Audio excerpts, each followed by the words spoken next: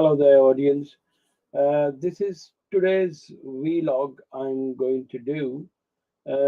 Obviously, there is loads of clips outside YouTube, social media.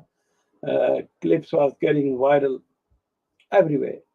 And obviously, this journalist who used to be in Pakistan now is in outside the country, Bajahat Said Khan, and then also Moeed Pirzada, and there's another English French uh, person who actually does watch internationally the whole world, what's happening in the world, and what's happening, what kind of atrocity happening all over the world, right? Okay, so what I really want to do today, there's a lot of clip here who actually does raise loads of questions, and I try to raise this question and try to find the answer for it. So let's see this clip, and then from there I'll go further down. Let's see this clip. I'll let Mueed take the next one. Daniel, when I heard that you could join us, I was very excited, and I'm very pleased and very glad that we are sitting together in a virtual platform.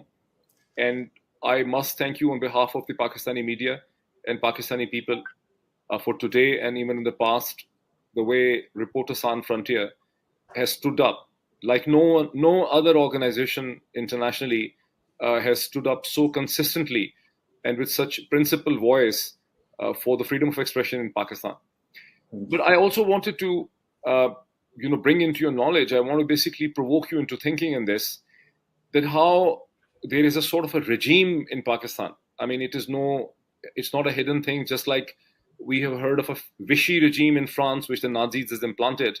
Pakistan right now has a regime which has only a civilian facade in the front of it, but it's a junta which is totally controlled by the military from behind. I mean, from the dashboard is totally being controlled by the military. And in this regime, there are a lot of collaborators. Like every regime has collaborators, there are collaborators. And there are collaborators in the media as well. And anytime when the Western media reports on Pakistan, writes on or does a television program or does an interview with Imran Khan or anyone, their local handlers and collaborators give them a certain kind of perspective, which is very misleading, because the reporters, correspondents, and editors of the large Western organizations do not local languages, customs, conventions, and it is simply not possible for them to be aware and cognizant of the history of Pakistani media, the way it has evolved over the last, say, 20 years since 9/11, when we, for the first time, under the remarkable regime of a military dictator, General Musharraf, we got the satellite television channels and freedom, and that was a remarkably tolerant regime. So they create the confusion by saying this thing. Whenever you talk to them about the killing of Arshad Sharif or the mysterious disappearance of Imran Riaz Khan or the beating of the journalist or the blackout on the media and all kind of suppression and thousands of people arrested, assassination attempt on Imran Khan, they basically say it kept on happening before.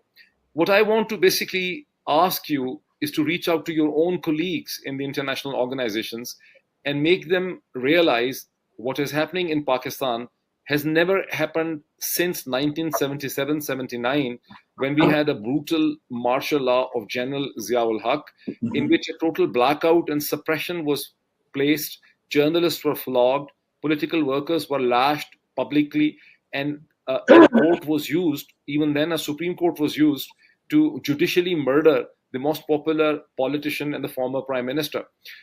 Since then, the Pakistani society, media, civil society, and political ethos had gradually evolved out of that dark age.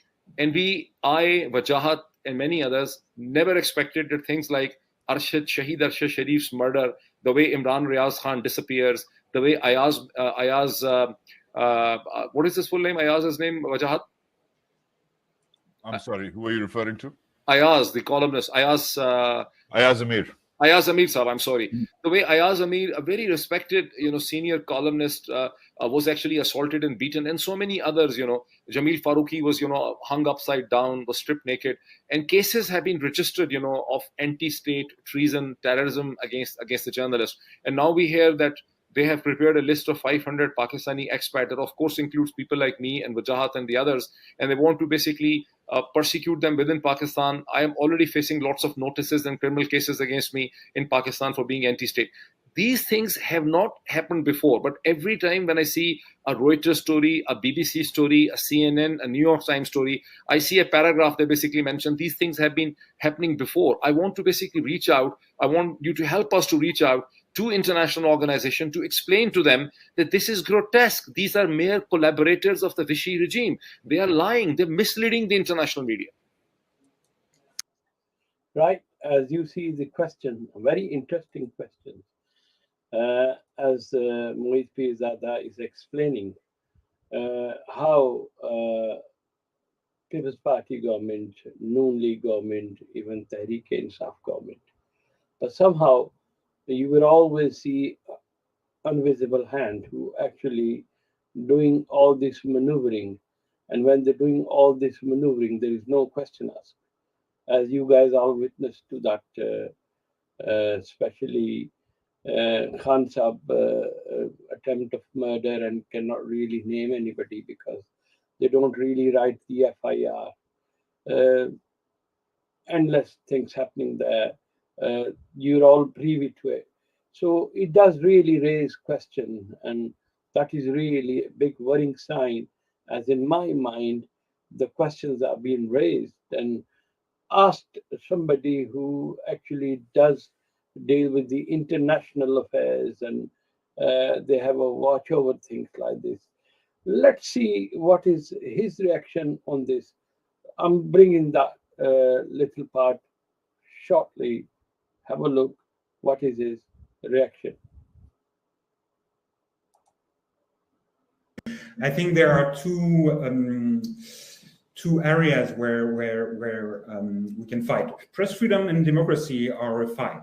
No matter if you are in a so-called liberal democracy in the West, or a democratorship in some other areas, or even in China, democracy is a fight. Press freedom is a fight. Given the Pakistani context, you have to be careful.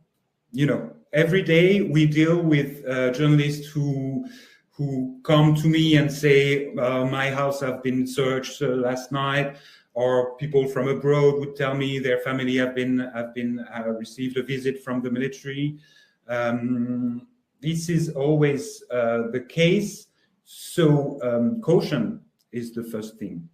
But then caution doesn't mean that you have to deny your own freedom to speech and to report and to inform your fellow citizen. So one thing is to maybe use the freedom of speech that you can find in foreign countries to maybe open the eyes of Western media, so that, as Dr. Pirzada said, they wouldn't just repeat the old narrative of the establishment. Another area I think that needs to be explored is the role of social platforms, and I mean web tech giants, Western tech giants. They, as you said, when Twitter received a notice from a government about a tweet that was with which the government was unhappy, they would very easily go on the person who published the tweet, no matter if it's journalistic, that it's sourced or everything. They would just erase it, and then you have to go through a whole process to get your account back and everything. We are advocating for more transparency and responsibility from the big tech platforms, Twitter, Meta mostly, because they they are complicit in authoritative government censorship. And that's not acceptable for companies who clearly have a responsibility. They're not just a tube. They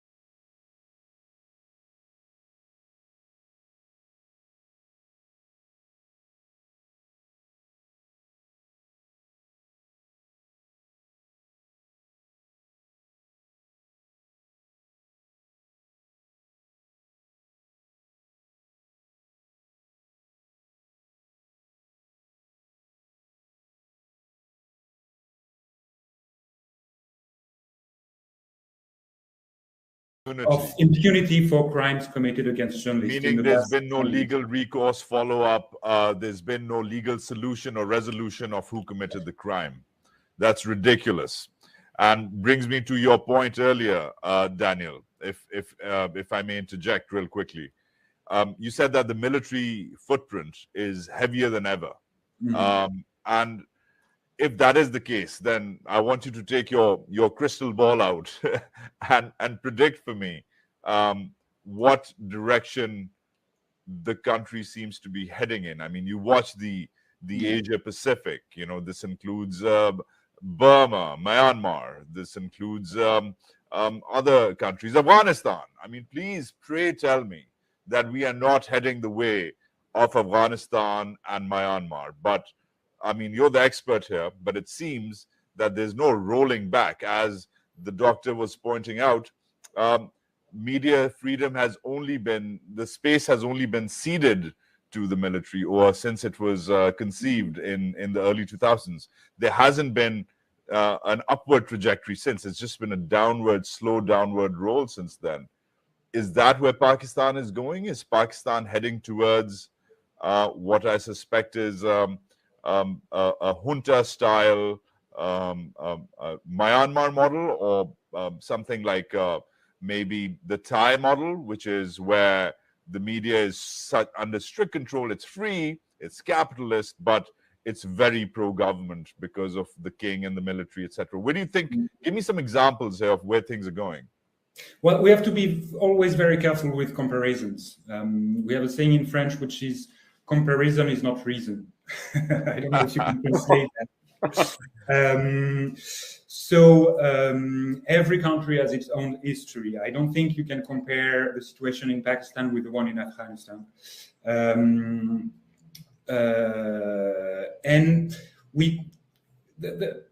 the role of the military in Pakistan, in Thailand, in Myanmar is very strong, but in very different ways. In Myanmar, well, if we take Myanmar, for instance, since the 1960s, there has been this ruling junta who eventually gave up some of its power in 2011. And there has been a real democratic transition during a decade until the last coup in 2021. But I mean, the junta in Myanmar is extremely violent and relentless, which is not the case in Pakistan. Pakistan military is kind of ashamed of its wrongdoings. They are not very comfortable with what they do. Sometimes they are, but it seems that there is a new, that's what I was trying to get you to get here actually, but it seems that the military's turned a corner. There's almost a a shamelessness now, an impunity rather, a thick-skinnedness, as they call. One officer said, "We're just too thick-skinned. Waj, get over it." He literally said that. It's just right? a new phenomenon. This is new. This is new. The brazenness of it all. Yes, Mm. the doctor gave us a very long list right now of Salim Shahzad, who was eventually blamed. Naval intelligence was blamed. Hamid Mir, the ISI, was blamed. We know which intelligence agencies actually, specifically, even which officers were involved. Nobody can talk about it because it's very hush hush. It's not hush hush anymore, and it's been compounded, of course, by the freedom of digital versus the lockdown of legacy. So, premised on that, I'm sorry to interject, but where do you think we're going now? Are they just going to shut down Twitter and YouTube? If is that a potential? Do you think? From my experience, it's impossible.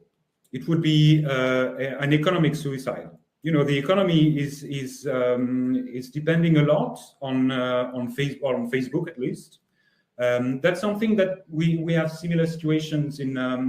Let's take Vietnam, for instance. Vietnam is one of the worst countries in the world in terms of press freedom.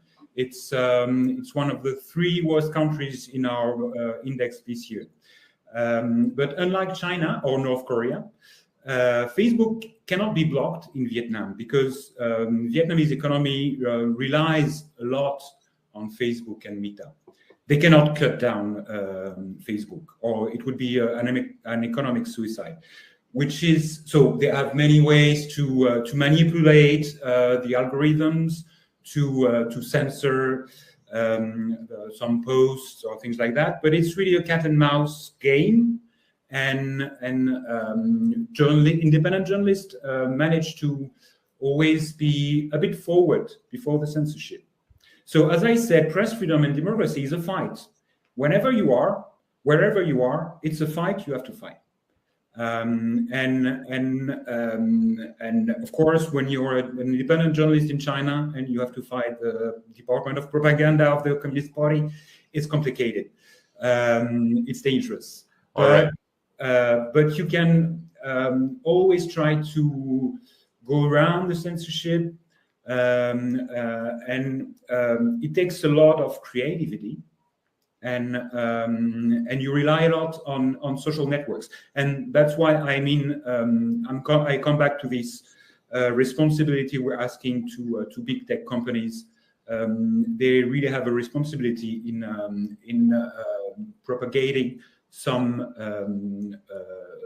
strongly supported information, journalistic information instead of Right. Daniel, I know you have to go. You've been very kind with your time. Unless the doctor has a question for you, I will let you. Right. Very interesting questions, as you can see. Mr. Daniel, who actually does try to say, like Wajad said, he said, the way they shut the whole media in Pakistan. They won't let any press to speak about it. If anybody does, any journalist, if he speaks anything, they will manhandle it. And like the Daniel said, and I think Wajad Said Khan is rightly put so, in Pakistan history, the Pakistani army is the big savior of Pakistani nation. Pakistani nation never ever questions Pakistan army credential anyway. And I'm totally shocked. Clearly, when he was talking, straight away, Wajad Said jumped on it. Dr. Mohit Zada is not in it. Don't get me wrong, they also have some kind of breaking laws. They got cases against these guys. I don't know, might be that tomorrow do the case against me because I'm also a dual national. I'm a British Pakistani. And obviously live in UK. I don't think I have that kind of a pressure on me. We live in civilized society. We can talk our piece. And this is kind of an intellectual debate we try to talk. The debate is these 2 journalists left Pakistan and then came out. They are really talking. And these are the 2 journalists is always, as you all know, defending the Pakistan army establishment. They were actually their kind of spokespersons. They looked Pakistani army on a very high pedestal, and now they come to this result. Very shocking, because we never ever thought like that. I'm just going to put my piece in there, especially from if you really go all the period before, all these politicians, they were become a corrupt politicians, and when the politicians is corrupt, then you realize people who were actually anti-corrupt politicians. And one time they take Nawaz Sharif government house out, and then obviously they killed or Shaheed, you want to call it, Zulfikar Ali Bhutto. They done that for People's Party. They took Nawaz Sharif out. Now they took Imran Khan out. And it's surprising for me the way they try to handle Imran Khan is shocking, is unbelievable. Actually, Imran Khan is the one who actually exposed them big time. Imran Khan is the one, is first time a lot of people who read. I know there is a lot of failure of politicians on the back. There were the politicians who actually looting and abetting Pakistan. Is right like open on the written on the wall kind of a thing. If somebody doesn't want to read it, that's entirely up to you. The media try to spin it. There's a lot of anchors who will talk about left, right, center. They talk about this, that questioning all the things. When the whole, and you remember, it's not so long ago, they armed twist a lot of people from Tehreek-e-Insaf. Right now, there's supposed to be no leadership left in Tehreek-e-Insaf because they had a big threat of Imran Khan. If he comes in power, obviously he's going to put some kind of conditions on the army not to come out of barrack and try to rule the country. Though again, they are the savior of Pakistan, as in Imran Khan mentioned so many times. Without army, Pakistan is not viable. So army is also close to his heart, and especially overseas Pakistani are so close to his heart. That's one of the reasons we are the one who actually anybody who say any chanting any bad slogans, we're always stopping them. You don't do that.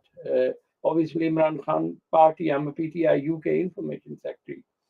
And I had loads of questions like these kind of vlogs coming on social media. It really does really raise loads of questions. It does really make me worried about it because I'm the well-wisher of Pakistan. I'm the well-wisher of Pakistan. I'm well-wisher of Pakistan Army because Pakistan Army done a lot of brilliant work. What's happening now? This chain of command, people are asking all kinds of questions. Really worrying sign.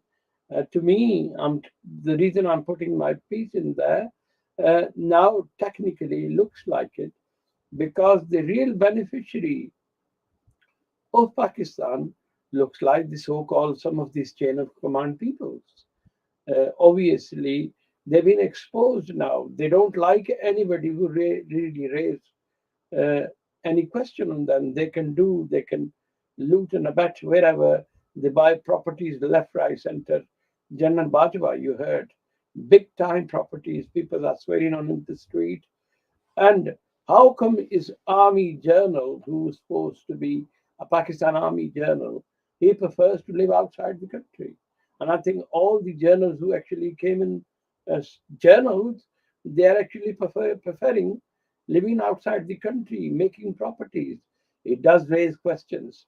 It does raise questions being overseas Pakistani. What's going on in Pakistan? Unbelievably very painful. So what I'm going to do, because this whole vlog does raise question, and I'm coming to especially, I'm a British Pakistani, all the human rights champions, especially where we live, I totally don't understand why the British member of parliament, why the British government, they're not really talking about it.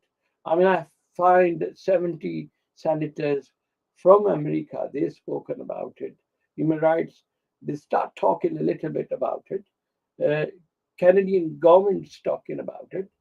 I think is Italy, Australian governments. Everybody's talking about it, but they're talking and they're not doing anything.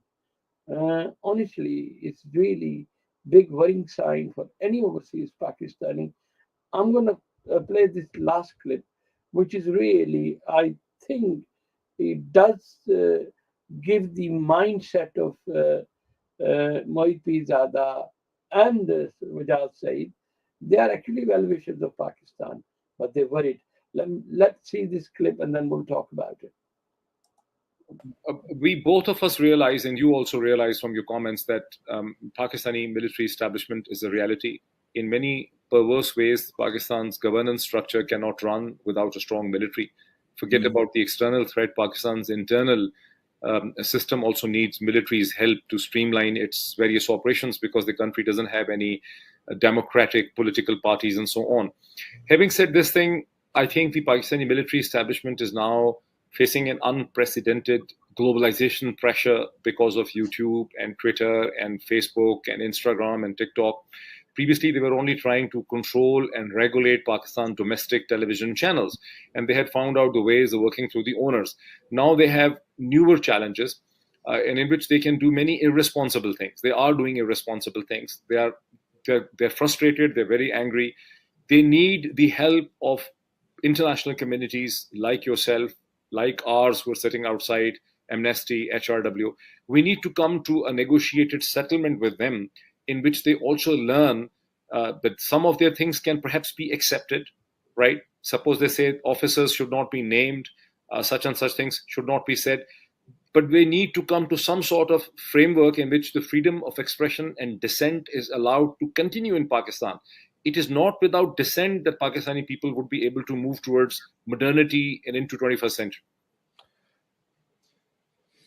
Yes, I totally agree. And media has a responsibility.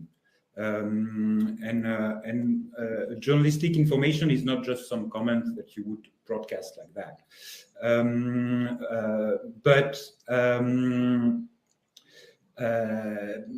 In every country, military people are sometimes a bit stubborn, it's always funny to make them understand. Well, funny is not the word, but it's interesting to try and make them understand that it's for their own good to let people to have a free press, a responsible press that confront views and help the public good. I think that's the key. That's the very long-term solution to the problem we're tackling today. We would like to stay in touch. Right.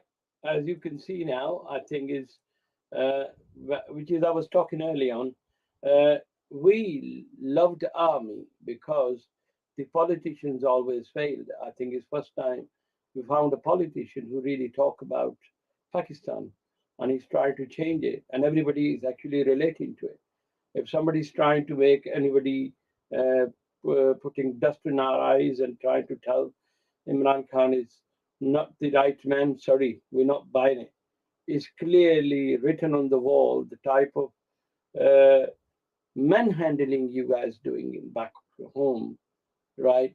You are actually making us worried because we loved Pakistan. And we were really thinking, because of the politician failures, first time we found a politician who really concerned about the country, really trying to make a change. You might don't think that, but I think the Pakistani nation think about it. And you guys are trying utmost your best to try to make him criminal. 150 cases, I think I heard, is gone into 160 cases. You even charging in a murder cases. What you trying to do? You guys can change Pakistan, the whole structure of Pakistan. If army realized, especially the chain of command, not the army. Army is close to our heart. Army is given a lot of life to it. They are the only savior of Pakistan. The politicians who actually corrupt, now they're sitting as we call an imported government, and help of some chain of command people is really making us worry. Okay, everybody does make a mistake, And this is the time to my message to the Chief of Army Staff and the chain of command, other people. Look, we are actually requesting you. You are the one, you are the one can change Pakistan in a better country. Don't follow this hate mongering, and don't really try to do certain things which is really making shame for whole over the world. Overseas Pakistani watching it, and honestly, we are pulling our ears out, and we're trying to be really getting so worried about it. As you can see, overseas Pakistani love Pakistan. They want to investment in Pakistan, but not anybody else. As long you guys are do fair election and don't try to manhandle uh, the great leader of Imran Khan. Let public of Pakistan decide. Have a fair election. Don't try to really. It was shocking, they manhandled the whole PTI blatantly. They asking them, "You leave PTI, we let you go." We were listening to some horrifying stories, and is really doing the daylight. And then you try to tell him he's a murderer, and especially this big fabrications they made. All the Pakistani media, all the so-called some anchors, some people who are really trying to put mud in our eyes, uh, like some kind of a big crime happened. It's not a big crime happened. It's basically worst crime happened when Benazir Bhutto was being killed. Uh, you are trying to manhandle Imran Khan, and then Imran Khan is the one who always tell all his party have a zero tolerance.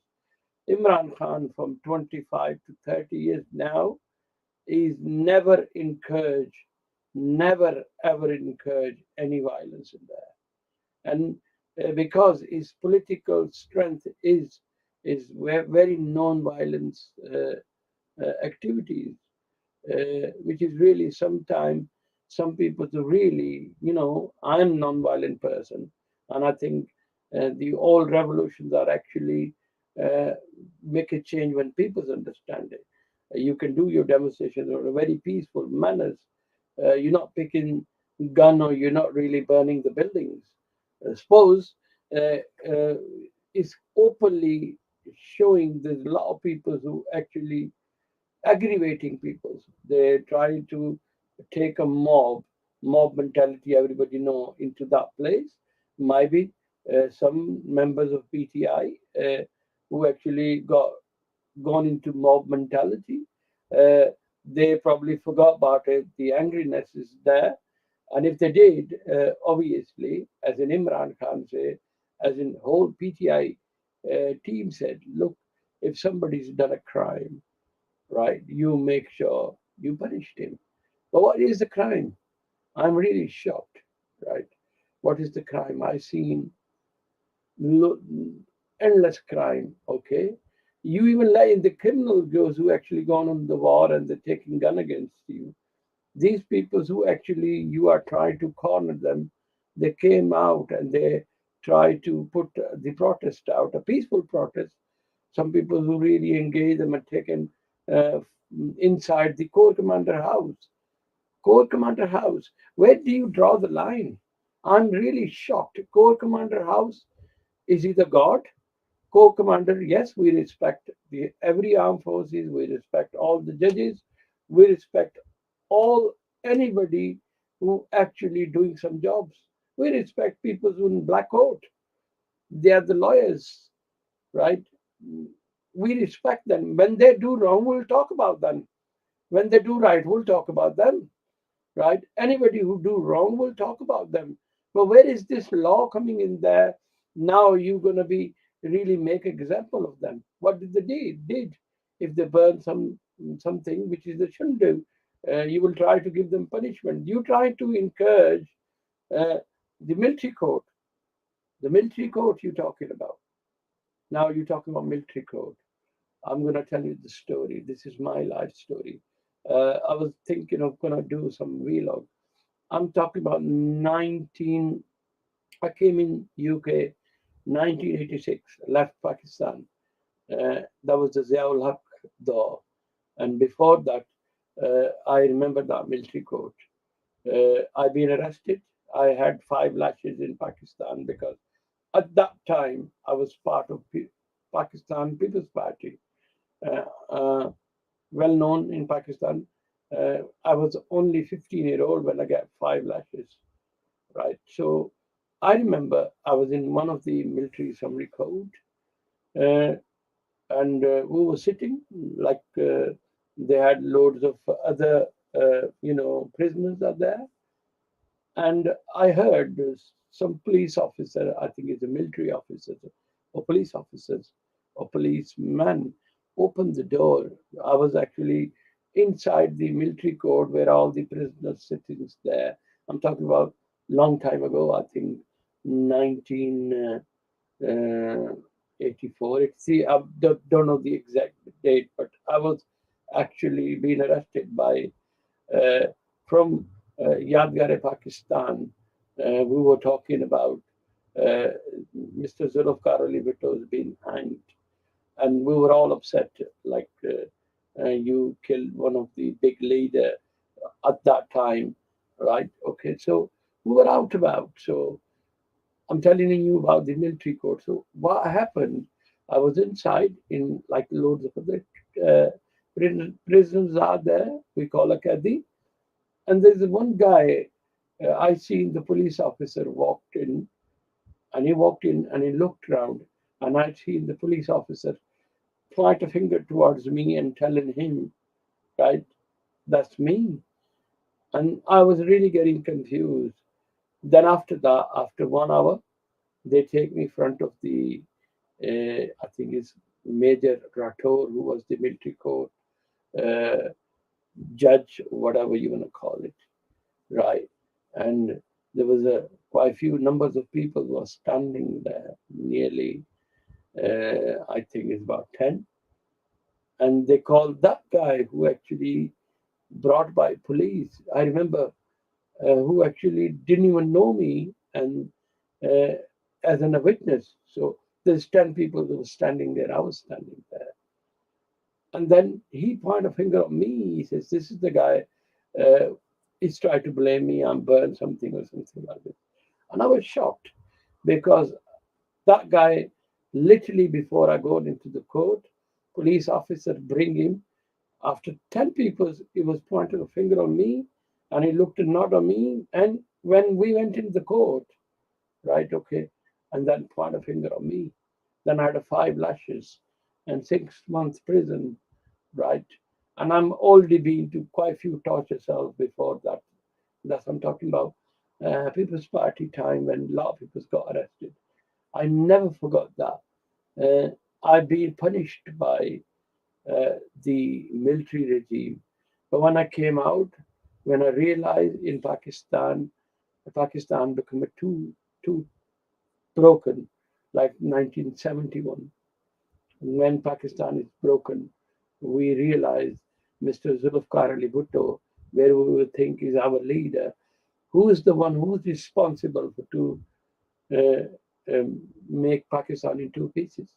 Though again, generally Yahya Khan, he was the bigger culprit of that time. They are the one who's broken the country. And I remember it. And we used to call Mr. Zulfikar Ali Bhutto.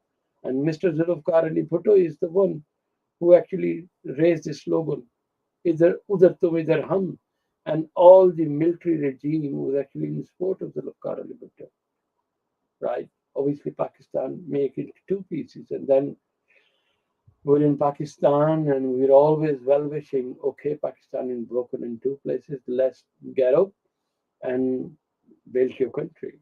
Obviously, we were trying to work as every young man who actually grown, who really involved in politics. Uh, and now this is exactly the same thing happened. I can see one of the popular leader in Pakistan. I can see it. They try to charge him like the charges of Karali Bhutto.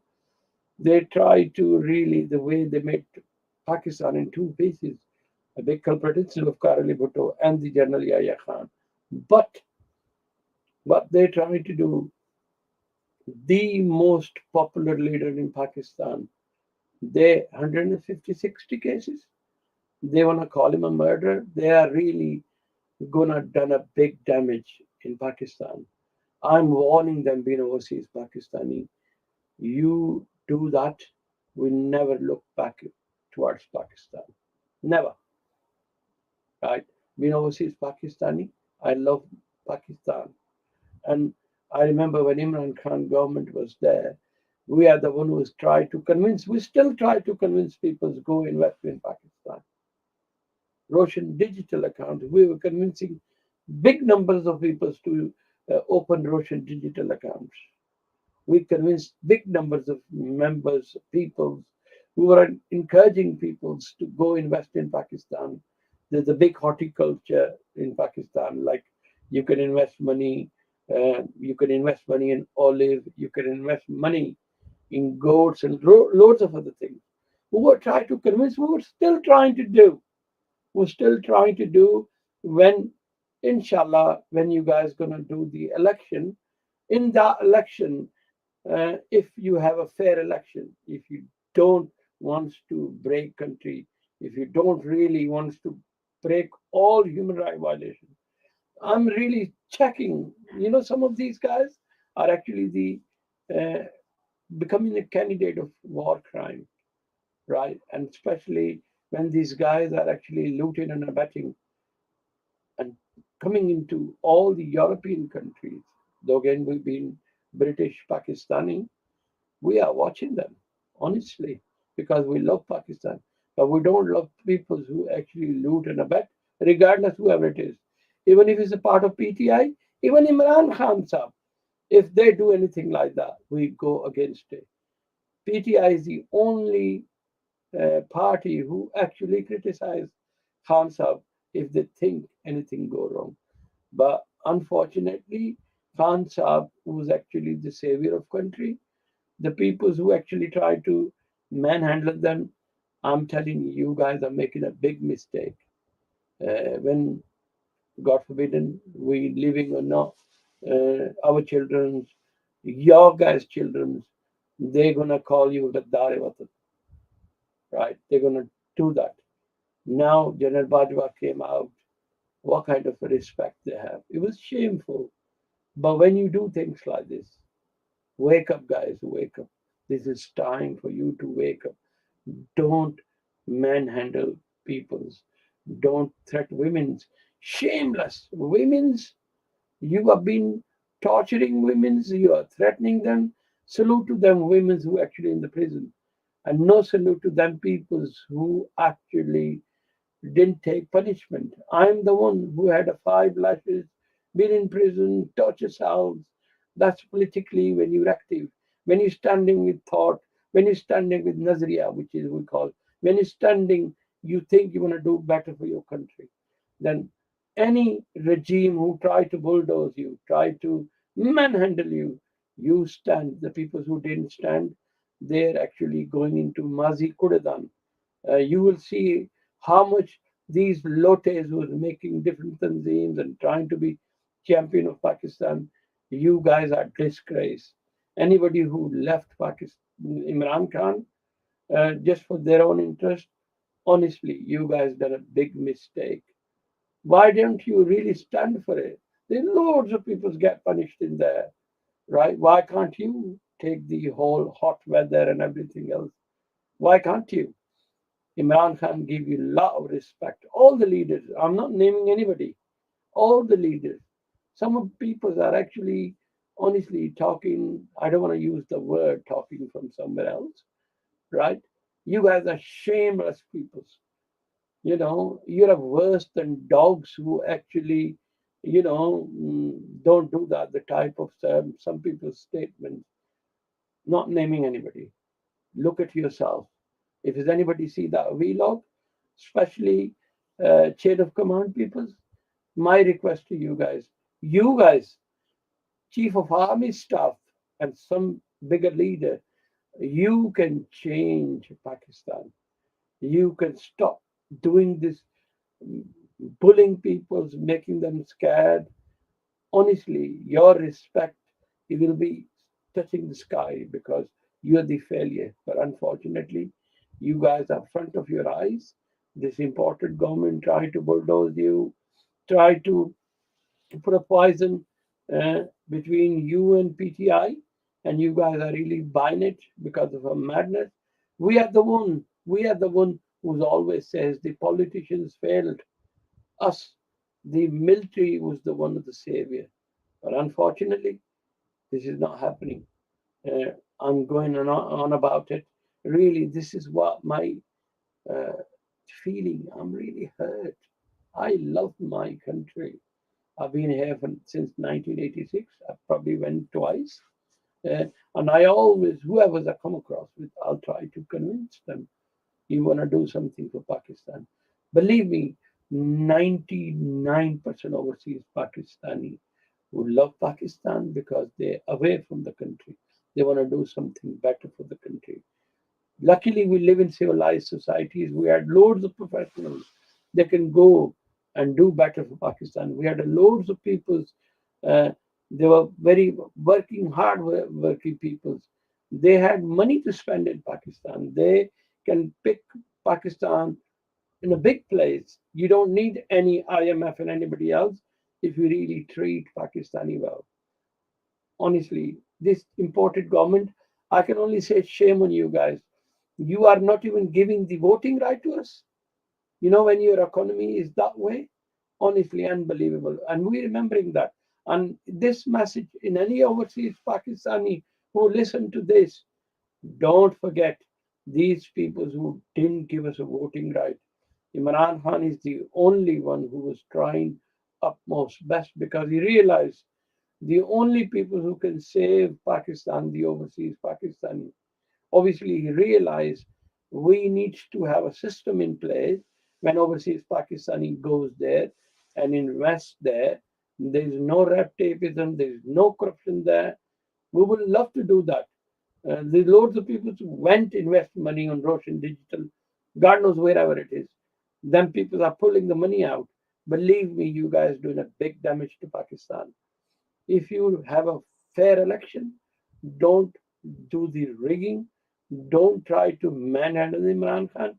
If if Pakistani nation, if Pakistani nation doesn't choose Imran Khan if you have a fair election, no problem. You know, we still love Pakistan, but not in this case. Honestly, I'm very upset, and I said my piece, and the whole vlog I done. There is a messaging there. There is something not working right from the chain of command people. Please wake up. Otherwise, you will really damage Pakistan and overseas Pakistani. Thank you.